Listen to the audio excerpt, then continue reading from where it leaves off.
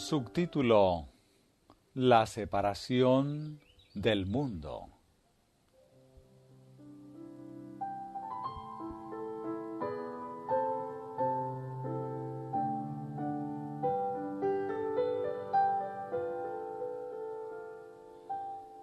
Queridos hermanos y hermanas, el propósito de Dios es que la luz de la Iglesia aumente y que su resplandor crezca cada vez más hasta el día perfecto. Al pueblo de Dios se le ha hecho preciosas promesas con la condición de que obedezca. Sí, como Caleb y Josué hubierais seguido plenamente al Señor, Él habría magnificado su poder en medio de vosotros. Los pecadores se habrían convertido y los apóstatas habrían sido rescatados gracias a vuestra influencia. E incluso los enemigos de nuestra fe, aunque podrían oponerse a la verdad y hablar en contra de ella, no tendrían más remedio que admitir que Dios estaba con vosotros.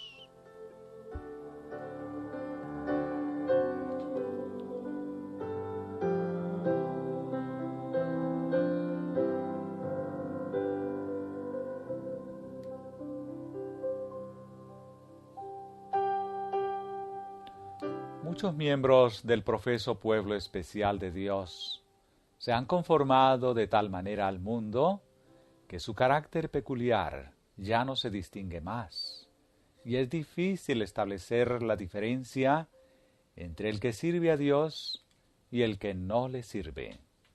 Malaquías 3:18. Dios haría grandes cosas por los miembros de su pueblo si salieran del mundo y se mantuvieran separados, si se sometieran y se dejaran conducir por Él, haría de ellos motivo de alabanza en toda la tierra. Dice el testigo fiel: conozco tus obras. Apocalipsis 3:15. Los ángeles de Dios, que sirven a los que han de ser herederos de la salvación, están al tanto de la condición de todos y saben cuál es la medida de fe que posee cada individuo. La incredulidad, el orgullo, la codicia y el amor al mundo que se han manifestado en los corazones del profeso pueblo de Dios han contristado a los ángeles sin pecado. Cuando han visto que pecado atroces y presuntuosos existen en los corazones de muchos profesos seguidores de Cristo, y que Dios ha sido deshonrado por su conducta inconsistente y torcida, se han puesto a llorar. Y sin embargo, los más culpables, los que provocan la mayor debilidad en la Iglesia y manchan su santa profesión de fe, aparentemente no están ni alarmados ni convencidos. Por lo contrario, pareciera que creen que están floreciendo en el Señor.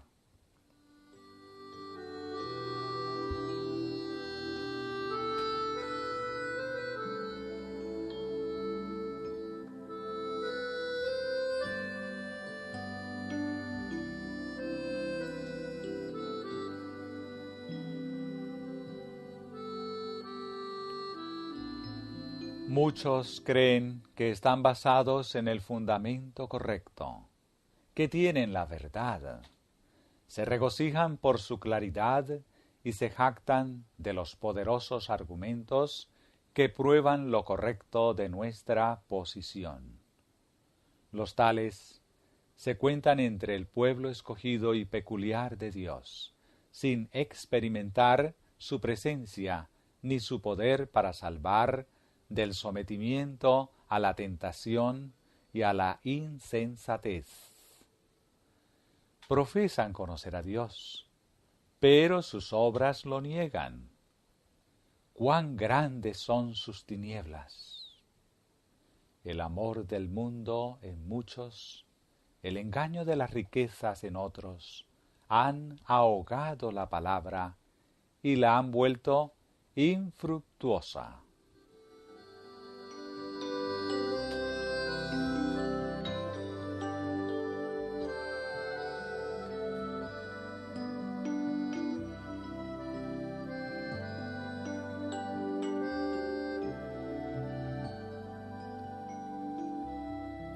Se me mostró que la iglesia de X lugar había participado del espíritu del mundo y se había vuelto tibia en grado alarmante. Cuando se hagan esfuerzos para poner las cosas en orden en la iglesia y traer a la gente al lugar que Dios desea que ocupe, algunos experimentarán los efectos de esa tarea y harán esfuerzos sinceros para salir de las tinieblas y llegar a la luz. Pero muchos no perseveran en sus esfuerzos suficientemente como para darse cuenta de la influencia santificadora de la verdad sobre sus corazones y vidas. Los cuidados del mundo embotan la mente a tal punto que se descuidan el escudriñamiento del corazón y la oración. Deponen la armadura, y Satanás tiene libre acceso a ellos, anubla su sensibilidad y les impide darse cuenta de sus tretas.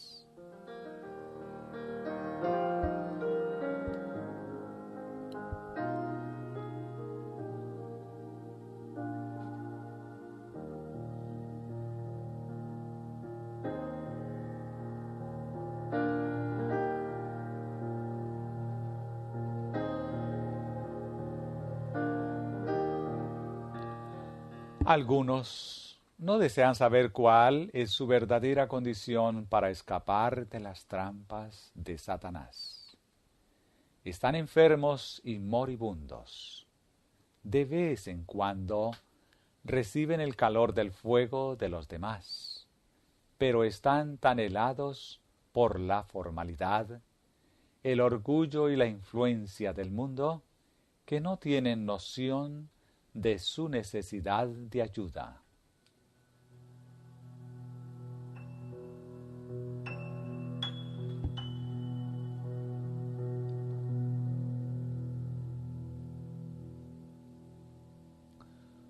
Muchos son deficientes en espiritualidad y en las gracias cristianas.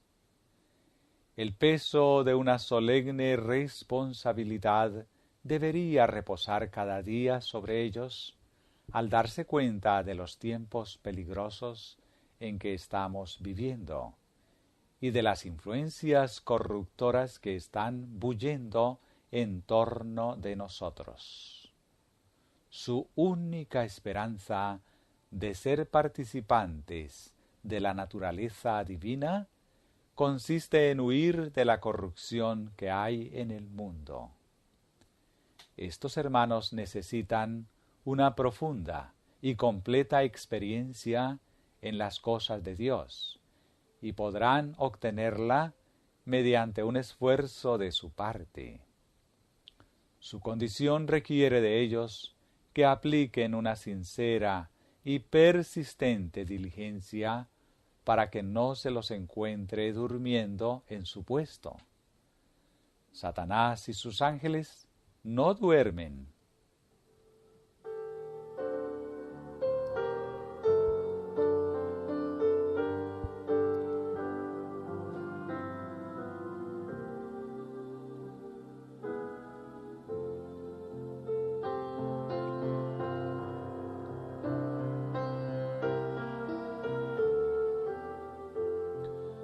Los seguidores de Cristo deberían ser instrumentos de justicia, diligentes piedras vivas, difusores de luz, para que puedan favorecer la presencia de los ángeles celestiales. Se les pide que sean canales, por así decirlo, para que por medio de ellos fluya el espíritu de verdad y justicia. Muchos han participado por tanto tiempo del espíritu y la influencia del mundo que obran como el mundo. Hay cosas que les gustan y otras que no les gustan, y no pueden distinguir la excelencia de carácter. Su conducta no está gobernada por los puros principios del cristianismo. Por lo tanto, piensan solo en sí mismos, sus placeres y sus satisfacciones, y no se preocupan de los demás. No han sido santificados por la verdad. Por eso no comprenden la unidad que existe entre los seguidores de Cristo en todo el mundo. Aquellos a quienes Dios ama más son los que poseen menos confianza propia y están adornados con un espíritu manso y humilde, cuyas vidas son puras y carentes de egoísmo, y cuyos corazones están inclinados, gracias a una abundante medida del Espíritu de Cristo, a la obediencia, la justicia, la pureza y la verdadera santidad.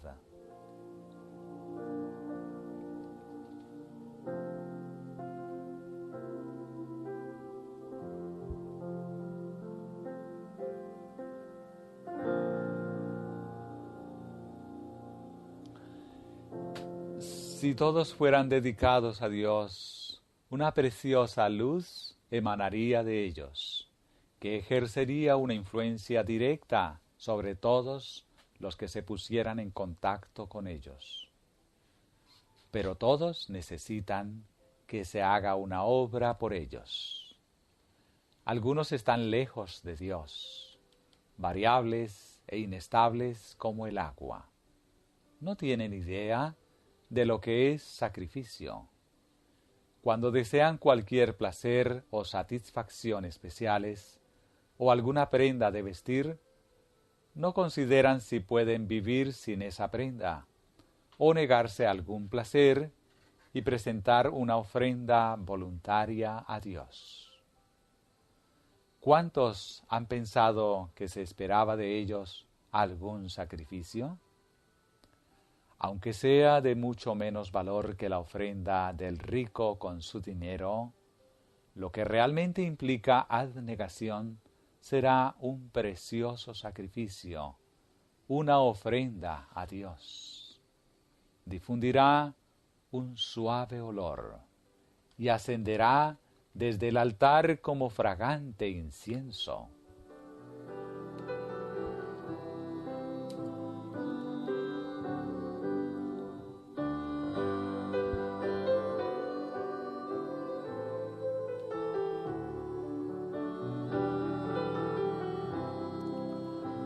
Los jóvenes no están autorizados a hacer como les plazca con su dinero, sin importarles los requerimientos de Dios.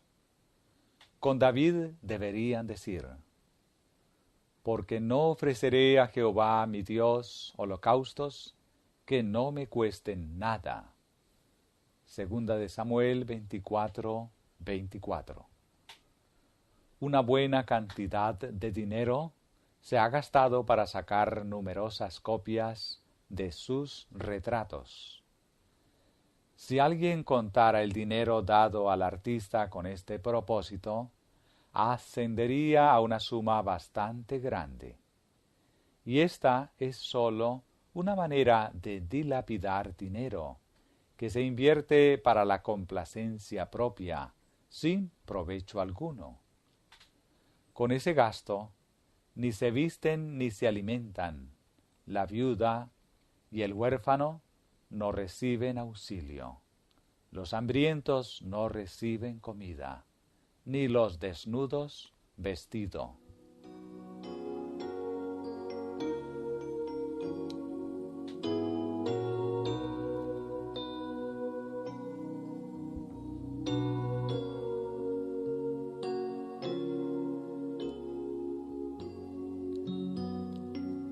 Mientras se gasta el dinero a manos llenas para la satisfacción propia, se presentan a Dios ofrendas mezquinas y de mala gana. ¿Cuánto del dinero ganado por los jóvenes se encamina hacia la tesorería de Dios para colaborar en el progreso de la obra de ganar almas? Dan una miseria cada semana y todavía creen que están dando mucho.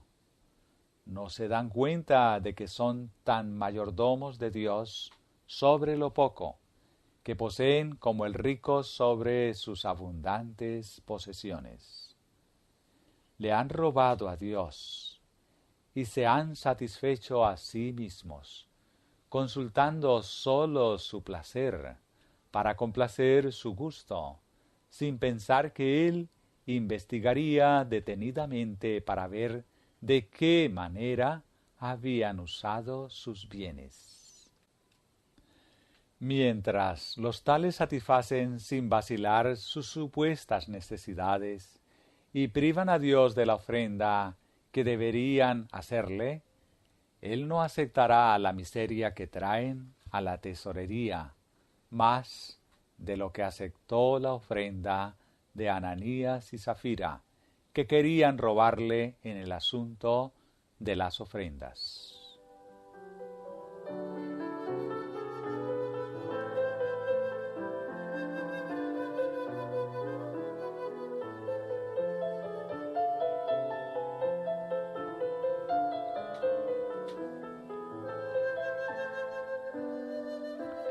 En general, los jóvenes que hay entre nosotros están aliados con el mundo. Pocos libran una batalla especial contra el enemigo interno. Pocos tienen un deseo sincero y ferviente de conocer la voluntad de Dios. Pocos tienen hambre y sed de justicia, y pocos saben algo del Espíritu de Dios y de sus reprensiones y consuelos. ¿Dónde están los misioneros? ¿Dónde están los abnegados, capaces de sacrificarse a sí mismos?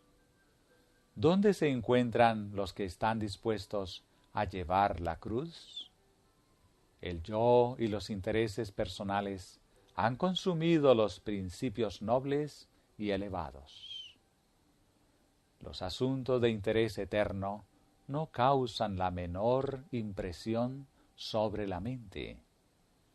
Dios requiere que cada uno de ellos individualmente llegue al punto de hacer una entrega completa de la vida. No podéis servir a Dios y a las riquezas. Mateo 6, 24. No podéis servir al yo y al mismo tiempo ser siervos de Cristo. Debéis morir al yo, morir a vuestro amor, al placer, y aprender a preguntar, ¿le agradará a Dios que yo compre estos objetos con mi dinero? ¿Lo glorificaré con esto?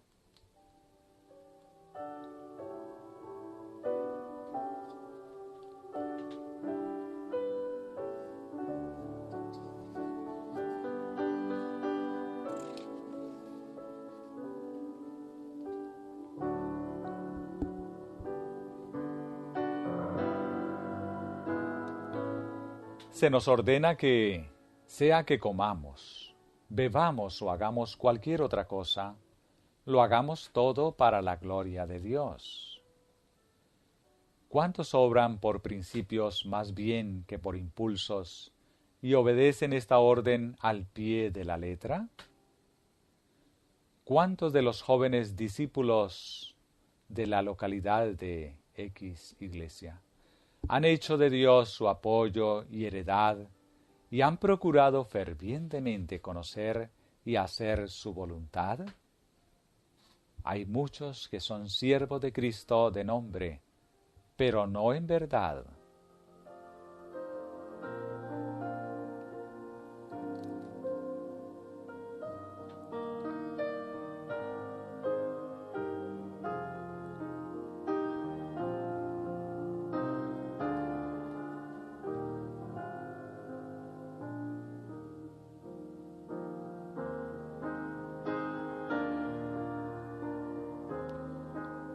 Cuando uno se rige por los principios religiosos, corre poco peligro de cometer graves errores, porque el egoísmo, que siempre enceguece y engaña, queda subordinado.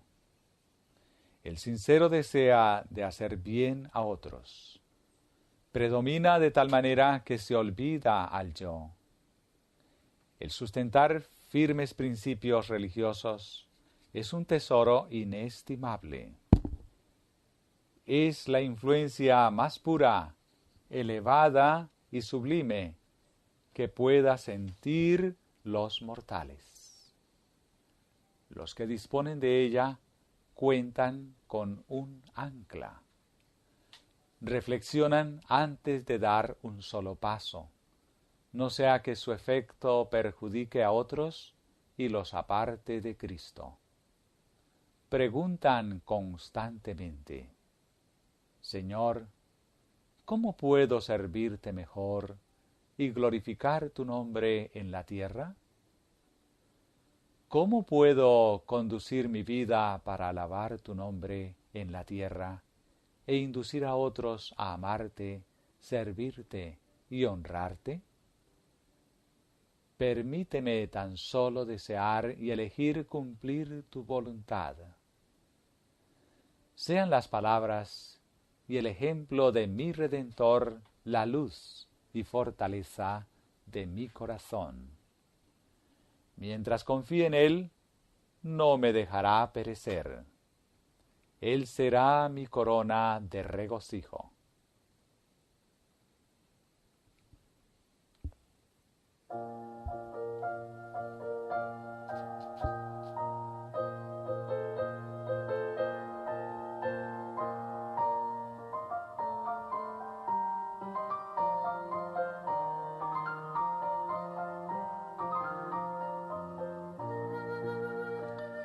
Si tomamos equivocadamente la sabiduría del hombre por la de Dios, nos extraviará la insensatez de la sabiduría humana. Tal es el gran peligro de muchos de los que están en X lugar. No tienen experiencia propia. No han seguido el hábito de considerar con oración por su cuenta, sin prejuicios, las cuestiones y los temas nuevos que puedan surgir. Esperan para ver lo que piensan otros. El disentimiento ajeno es todo lo que se necesita para convencerlos de que el tema considerado carece de importancia. Aunque esta clase de personas es numerosa, ello no cambia el hecho de que no tienen experiencia y que su mente es débil porque se dieron durante mucho tiempo al enemigo. Serán siempre tan enfermizos como infantes. Andarán a la luz ajena y vivirán según la experiencia de otros. Sentirán como sientan los demás y actuarán como ellos, como si no tuvieran individualidad, porque su identidad está fundida en la ajena. Son simplemente sombras de quienes, para ellos, tienen razón.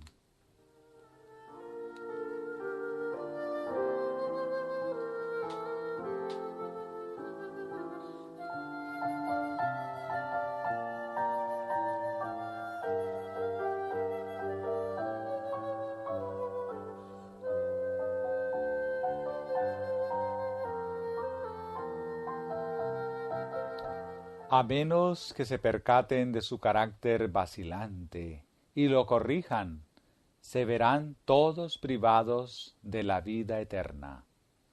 No podrán resistir los peligros de los postreros días.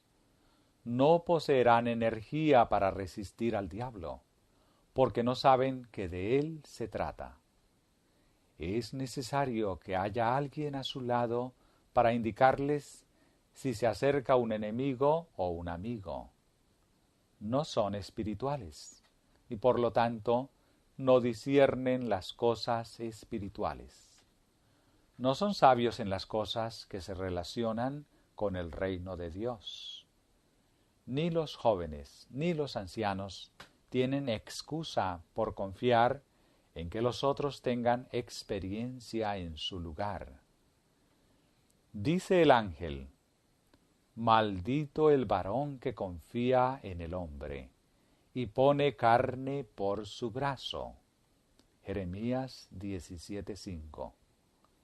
En la experiencia y la lucha cristianas se necesita una noble independencia.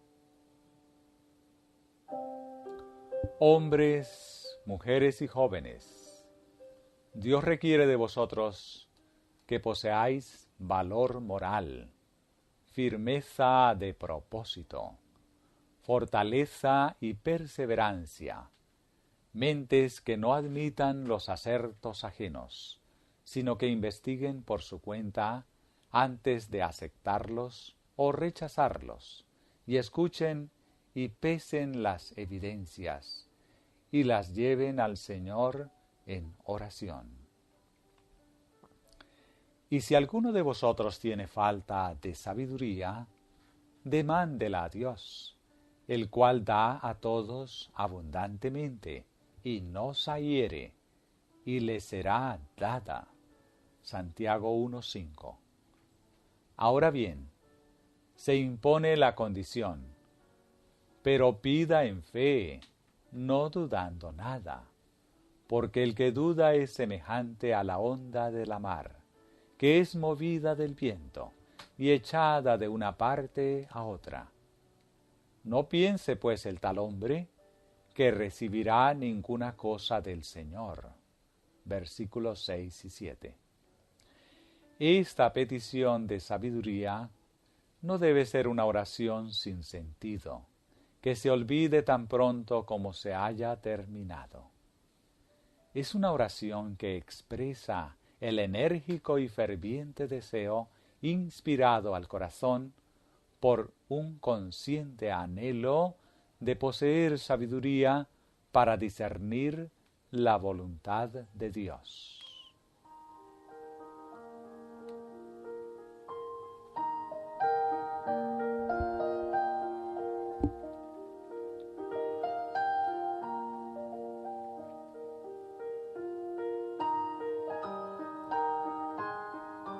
Después de hecha la oración, si no obtenemos inmediatamente la respuesta, no nos cansemos de esperar ni nos volvamos inestables. No vacilemos. Aferrémonos a la promesa. Fiel es el que os ha llamado, el cual también lo hará. Primera de Tesalonicenses 5:24. Como la viuda importuna, presentemos nuestros casos con firmeza de propósito. ¿Es importante el objeto y de gran consecuencia para nosotros? Por cierto que sí. Entonces no vacilemos, porque tal vez se pruebe nuestra fe. Si lo que deseamos es valioso, merece un esfuerzo enérgico y fervoroso. Tenemos la promesa. Velemos y oremos. Seamos firmes y la oración será contestada. Porque ¿no es Dios quien ha formulado la promesa? Cuanto más nos cueste obtener algo, tanto más lo apreciaremos cuando lo obtengamos. Se nos dice claramente que si vacilamos, ni podemos pensar que recibiremos algo del Señor. Se nos recomienda aquí que no nos cansemos, sino que confiemos firmemente en la promesa. Si pedimos, Él nos dará liberalmente, sin zaherir.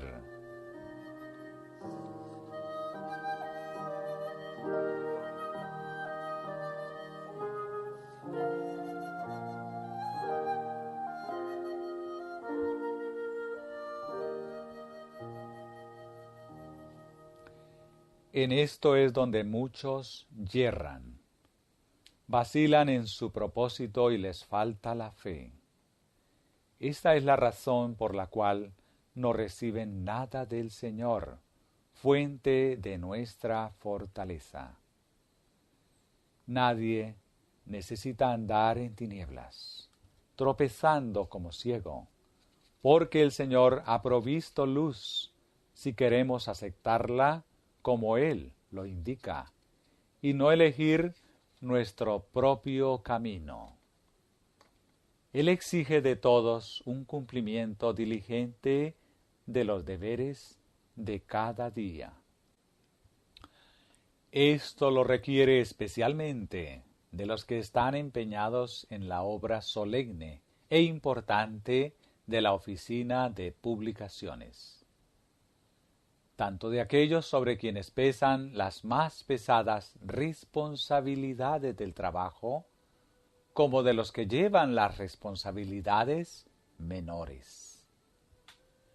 Pero estos deberes pueden cumplirse únicamente pidiendo a Dios la capacidad de hacer fielmente lo recto ante el cielo, gobernados por motivos abnegados, como si todos viesen el ojo de Dios que nos contempla e investiga nuestras acciones.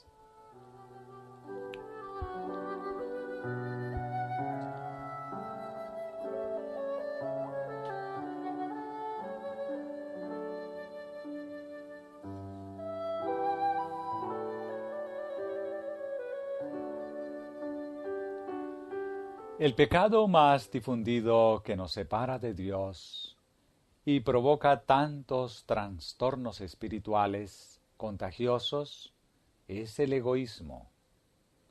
No se puede volver al Señor excepto mediante la abnegación. Por nosotros mismos no podemos hacer nada, pero si Dios nos fortalece, podemos vivir para hacer bien a otros y de esta manera rehuir el mal del egoísmo. No necesitamos ir a tierras paganas para manifestar nuestros deseos de consagrarlo todo a Dios en una vida útil y abnegada. Debemos hacer esto en el círculo del hogar, en la iglesia, entre aquellos con quienes tratamos y con aquellos con quienes hacemos negocios. En las mismas vocaciones comunes de la vida es donde se ha de negar al yo y mantenerlo en sujeción. Pablo podía decir: cada día muero. 1 Corintios 15:31. Es esa muerte diaria del yo en las pequeñas transacciones de la vida lo que nos hace vencedores. Debemos olvidar el yo por el deseo de hacer bien a otros. A muchos les falta decididamente amor por los demás.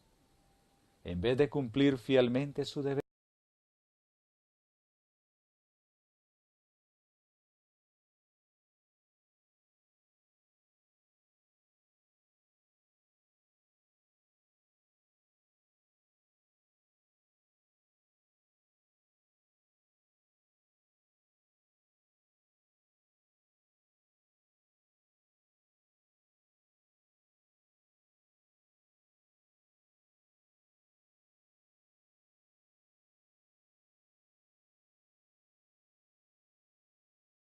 los que le siguen, el deber de beneficiar a otros con su influencia y recursos, y de procurar de él la sabiduría que los habilitará para hacer todo lo que esté en su poder para elevar los pensamientos y los afectos de aquellos sobre quienes pueden ejercer su influencia.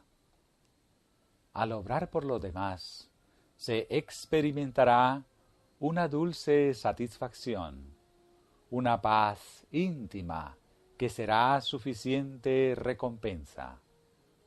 Cuando estén movidos por un elevado y noble deseo de hacer bien a otros, hallarán verdadera felicidad en el cumplimiento de los múltiples deberes de la vida. Esto les proporcionará algo más que una recompensa terrenal, porque todo cumplimiento fiel y abnegado del deber es notado por los ángeles y resplandece en el registro de la vida. En el cielo nadie pensará en sí mismo, ni buscará su propio placer, sino que todos, por amor puro y genuino, procurarán la felicidad de los seres celestiales que los rodeen. Si deseamos disfrutar de la sociedad celestial en la tierra renovada, debemos ser gobernados aquí por los principios celestiales.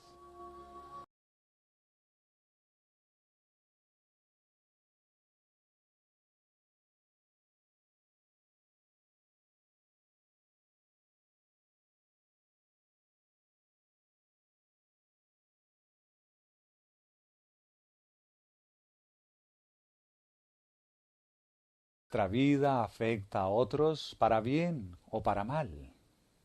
Nuestra influencia tiende hacia arriba o hacia abajo. Los demás lo sienten, obran de acuerdo con ella y la reproducen en mayor o menor grado. Si por nuestro ejemplo ayudamos a otros a adquirir buenos principios, les impartimos poder de obrar el bien.